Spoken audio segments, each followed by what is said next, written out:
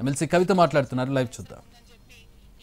గడ్డ నుంచి నేను పిలిపిస్తా ఉన్నాను. ఎందుకంటే మంచిర్యాల అంటే మనందరికీ తెలుసు పోరాటాల పటిమ ఉన్నటువంటి ప్రాంతం. మరి ఇక్కడ ఉండేటటువంటి వారందరం కూడా నిర్ద్వంద్వంగా ఖండించాల్సినటువంటి 2 చర్యలను కూడా ఈ సందర్భంగా గుర్తు చేసుకుంటూ మరి మునీరన్న ఆత్మకు శాంతి కలగాలని మనస్ఫూర్తిగా కోరుకుంటూ వారి కుటుంబ సభ్యులకి మరొకసారి ప్రగాఢంగా నా యొక్క సానుభూతిని నేను తెలియజేస్తున్నాను. Thank you. జై తెలంగాణ.